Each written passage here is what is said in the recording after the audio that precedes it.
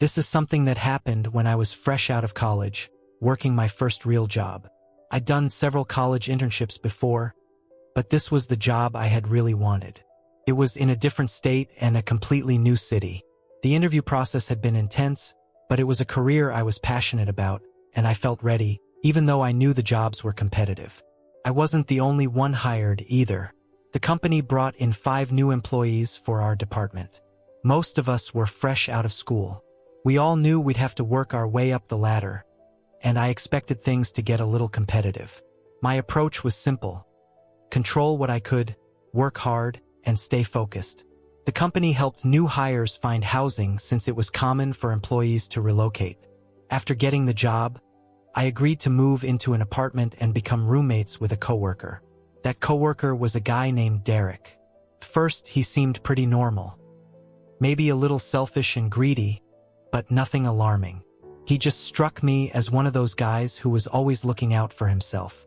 Still, we both started the job at the same time, and we were thrown into the deep end right away. Our days were long. By the time we got home from work, it was already dark. Most nights, I'd just go straight to my room and crash. The apartment itself was actually pretty nice, brand new, with a shared living room and kitchen in the middle. My bedroom and bathroom were on one side, and Derek's were on the other. We each had our own space, and honestly, we didn't interact much at all. We didn't carpool or hang out outside of work. Just 2 people sharing a place out of convenience. One time, we did ride together. He offered to drive, and I accepted. It was only about a 5-minute drive. But then he Venmo requested me $5 for gas. After that, I decided we were definitely not doing that again. After living with Derek for about 2 months, I realized I didn't like him at all. We didn't talk much at work, but I'd still hear him say things that rubbed me the wrong way. He just wasn't a likable guy. Nothing too crazy happened during the first month.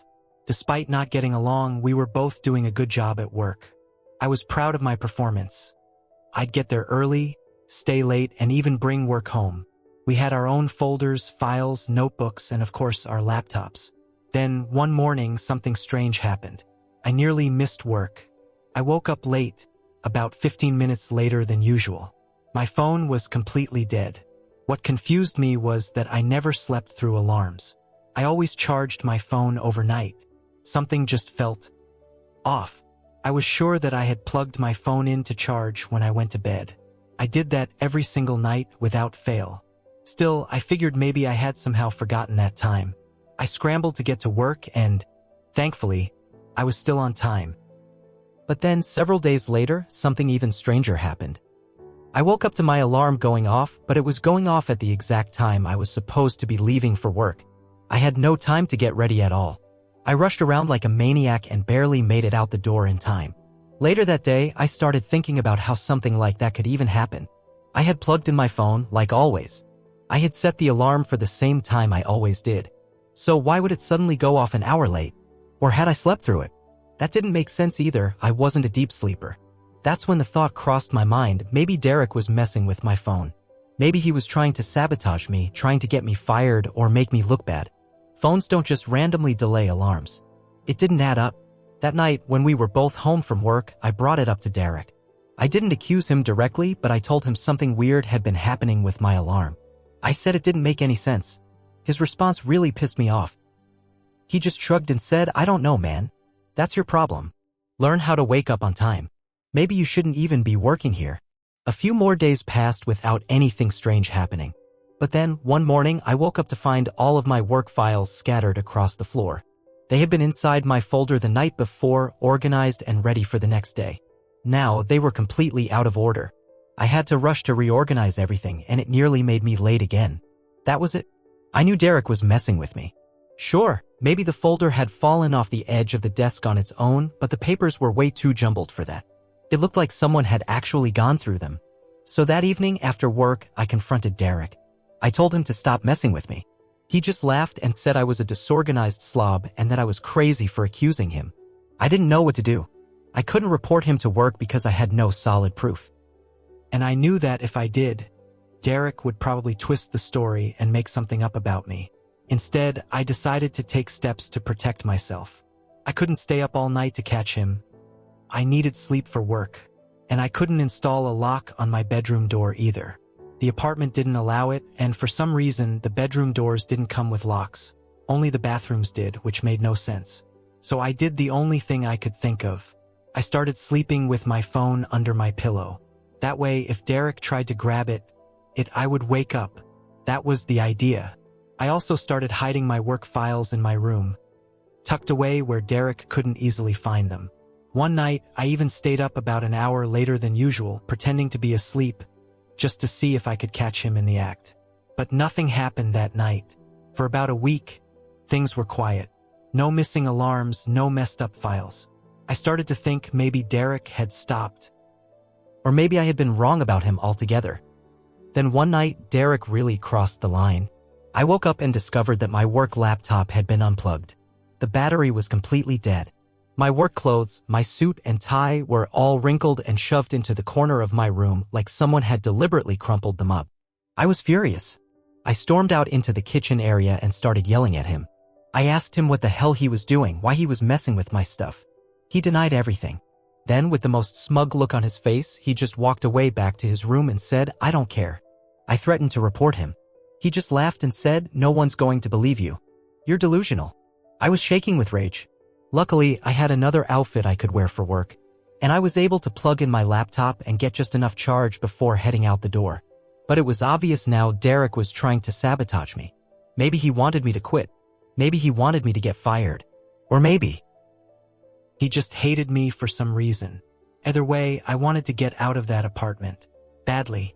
But we were both stuck in a lease. And I didn't have any solid proof that Derek had actually done anything wrong. Just my word against his. So I did what I could. I started hiding everything, my phone, laptop, files, even my clothes. I kept them tucked away in places he wouldn't think to check. I also placed certain items around my room so that if he tried to move anything, it would make noise. Loud noise. And one night, it finally worked. I woke up to the sound of something shifting in my room. My eyes opened slowly. The room was dark, but I could see movement. Someone was there. I reached out and flipped on the lamp next to my bed. And that's when I saw him. Derek. He froze for a split second. Then, without a word, he turned and sprinted out of my room. I yelled after him, but he was already back in his room within seconds. I got up and followed him out, but he had about a 10-second head start on me. When I got to his room, he was already in bed, pretending to sleep. I called him out, told him I'd seen him in my room. He acted all annoyed, like I had just woken him up for no reason. He denied everything and said I was crazy. Claimed he hadn't left his bed. I knew it was a lie. But again, I had no proof. I went back to my bedroom frustrated. At that point, I still couldn't prove anything. I was stuck. Over the next few days, nothing else happened. Maybe after getting caught or almost caught, Derek decided to take a break from messing with me. But then something completely unexpected happened. One day during work, I overheard that Derek had been fired. I hadn't seen him all day, and another coworker mentioned that Derek had been caught harassing a female employee. He had violated company rules and they let him go on the spot. It was a relief. The rest of the workday went by like normal, just with a little more peace of mind. But when I got home that evening, everything changed. Derek was gone, but the apartment had been trashed. It looked like a tornado had ripped through the place. My belongings and the apartment furniture were all over the floor. The TV had been smashed. Several lamps were broken. Tables were flipped over. And my bedroom? It was the worst of it. Derek had really taken his time with that room. He had gone through everything, wrecked it all: clothes, files, furniture. It was personal. I took photos of all the damage and immediately reported it to the apartment office. They told me Derek would be prosecuted for the damage. After that, I never saw him again. He was without a doubt the worst coworker and the worst roommate I've ever had. When I was in college, I got matched with a random roommate during my first year. It was a big university and I was completely new to the campus. My roommate was this guy named Matthew. Right away, something felt off. He wasn't exactly shy, he was just unfriendly. Cold, really? It was like he had no interest in even acknowledging me. That was clear almost immediately. So I just did my own thing. We didn't have any classes together, so we'd both be gone during the day. Then we'd come back, sit at our desks, do homework or whatever, and say absolutely nothing to each other. At first it felt awkward, but after a few days I got used to it. And honestly, I didn't mind. Besides the lack of communication, he was actually a decent roommate. He wasn't messy. He wasn't loud or obnoxious. He pretty much kept to himself. And most weekends, he'd go back home, which meant I'd have the entire dorm room to myself. That part? I definitely enjoyed. But then, about 2 months into the school year, something really strange happened. One night, I got back to the dorm around 8 p.m. I'd just eaten dinner at the dining hall and hung out in the student lounge to finish some homework. When I got to the room, Matthew wasn't there. At least, I thought he wasn't. I figured he must have gone home again or maybe was still out somewhere. A few hours went by. Still no sign of him. By the time it was almost midnight, I was just sitting at my desk in the corner wearing my headset and playing some video games. Eventually, I got tired and decided to call it a night. That's when I noticed something that made my stomach drop. I saw movement under Matthew's bed. At first, I thought maybe it was just my eyes playing tricks on me. But then I looked closer. That's when I realized Matthew was under his bed. He had a mini fridge and a big plastic storage box down there, which made it hard to see clearly, but he was definitely hiding behind them. He had been there the whole time. 4 hours. And I hadn't heard a single sound from him. What really freaked me out, though, was that it seemed like he was watching me the whole time. I called him out. "Dude, what are you doing under the bed?" He slid out slowly and then just gave this awkward, nervous laugh. He tried to play it off like it was a joke. He said, "I just wanted to see if you'd notice me." I stared at him, completely confused. "Yeah, but for 3 hours?" He didn't have a real answer. He just mumbled something, said he was going to bed, and left the room to brush his teeth like nothing had happened. I was weirded out. Big time. But what could I really do? For the next few weeks, nothing else strange happened, at least, nothing that I noticed. Everything went back to the usual routine. We still didn't talk. We still kept to our own sides of the room. But then there was one night I'll never forget. I remember that we both went to bed around the same time. We turned off the lights and I fell asleep pretty quickly. Then, sometime in the middle of the night, I woke up. I wasn't sure why. The lights were still off.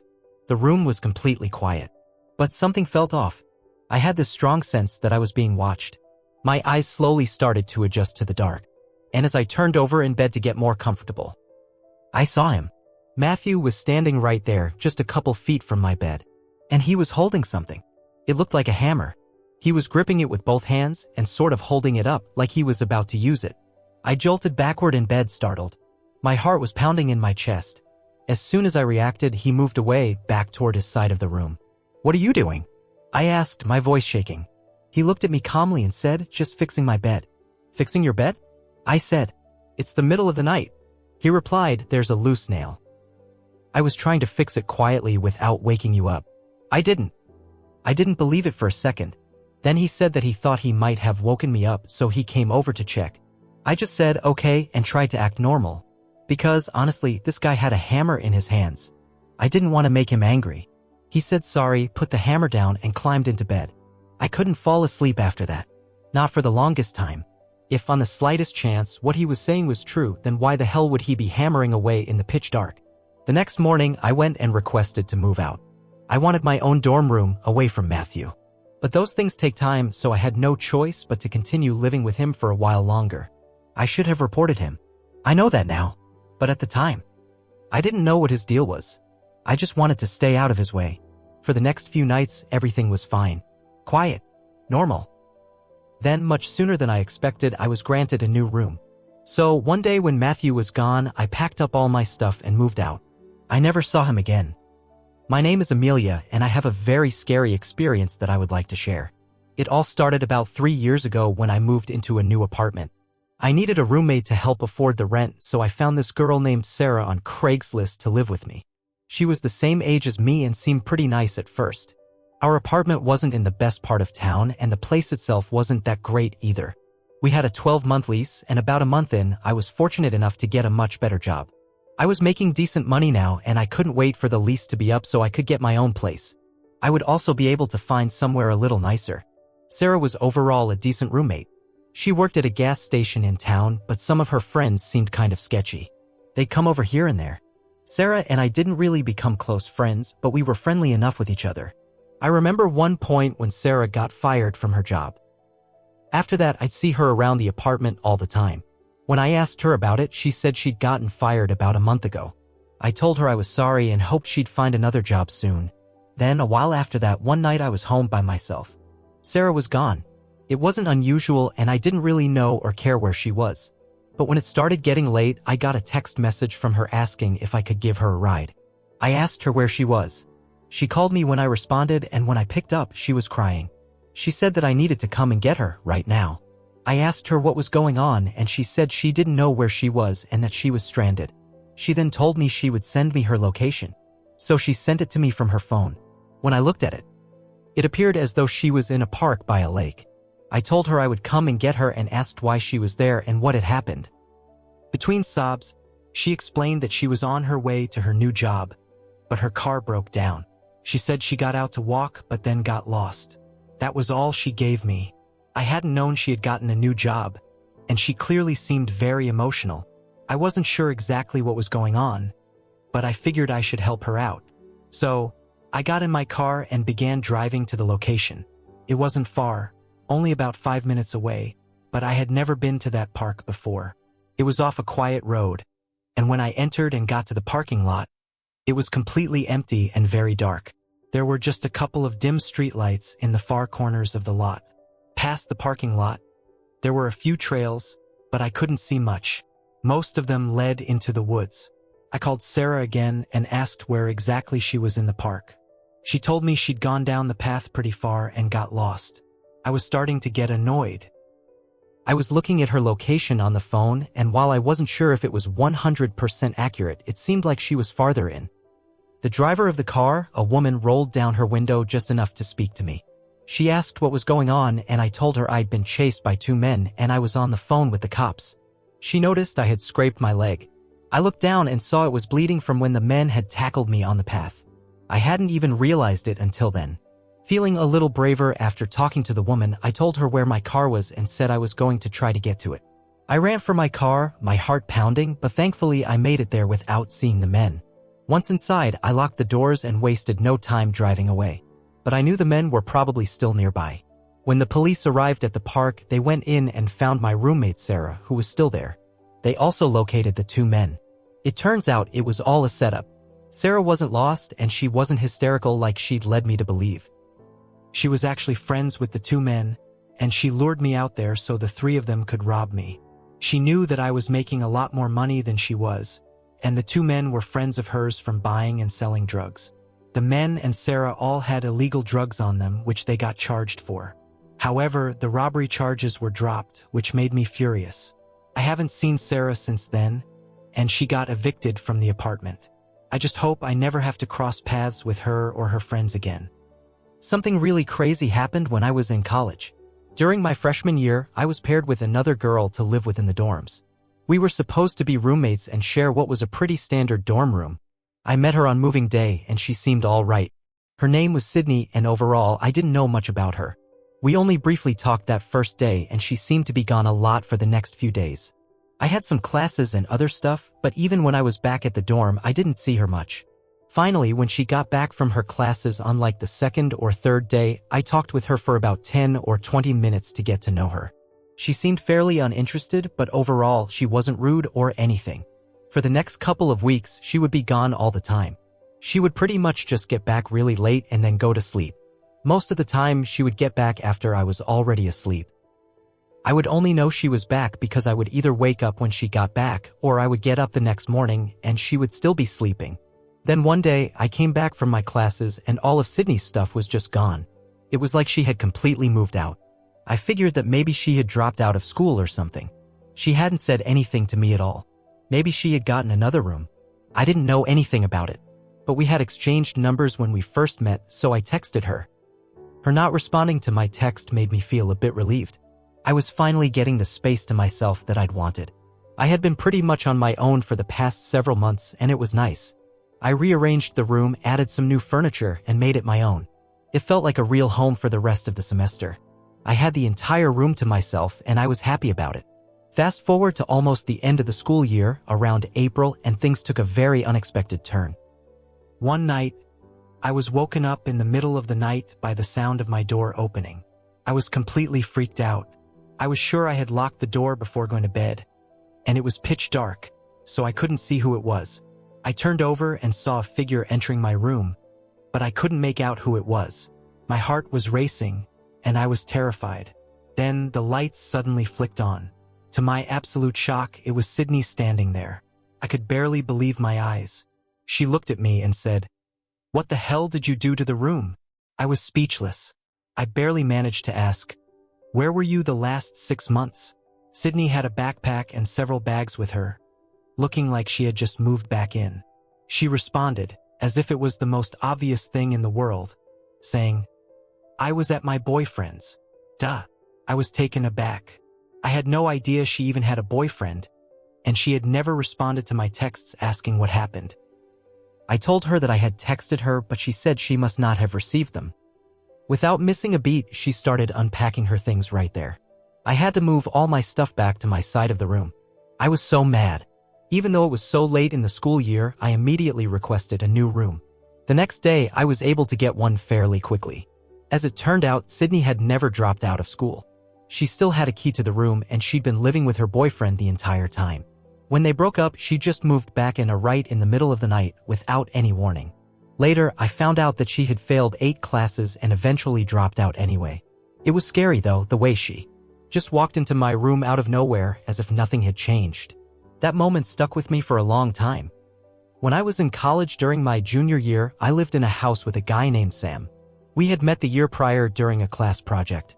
I had a good amount of friends in college, but I hadn't been able to find a good living situation. For a while, I wasn't sure if I was going to transfer schools or stay. In the end, I decided to stay, which I was happy about, but I was a bit late in finding a place for the following year. It looked like I would have to live in the dorms again. Then, out of nowhere, the guy I had worked with on that class project asked me if I knew where I was going to be living. I told him I hadn't figured it out yet, and he mentioned that he needed a roommate for the house he was living in. I pretty much said yes right away. I felt like I had gotten lucky with the situation. I didn't know Sam very well other than from the class, and we'd never really hung out. But I figured it would be fine. The house was small and old, but honestly, it was better than the dorms. It had an upstairs with 2 bedrooms and a bathroom. Downstairs, there was another bathroom, a kitchen, a living room, and a dining room. After moving in, things started out fine. I didn't really hang out much with Sam, but we mostly kept to ourselves. I didn't have any problems with him, and he seemed cool. However, several months into living there, some strange things started happening. One night, I remember hearing a door downstairs that kept opening and closing. It was really weird, like it kept opening, then closing, nonstop. It creeped me out, so I got out of bed and went to check it out. I went back upstairs and Sam's door was closed, so I assumed he was asleep. I didn't know how to explain the noise, but I was able to go back to bed after a while. A week or so after that, I remember being woken up to the sound of somebody knocking on my bedroom door. I thought it had to be Sam. Obviously, after waking up, I asked what he wanted, but he didn't answer me. I got up and went over to the door, then opened it. But nobody was there. It was really strange. Then, later on, one night when I was doing homework late, I heard footsteps downstairs. I assumed it was Sam, but then he texted me, asking if I was downstairs. When I said no, he said that he heard someone down there. I did as well, and it really creeped me out. I remember that we both went downstairs and looked all around, but didn't find anyone. It was really strange.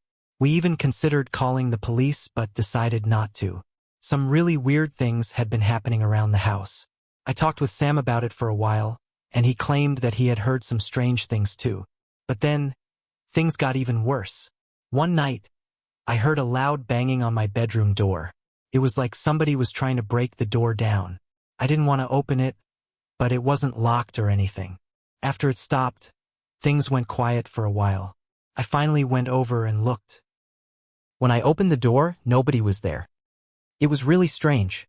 Then, later on, one night when I was doing homework late, I heard footsteps downstairs. I assumed it was Sam, but then he texted me asking if I was downstairs.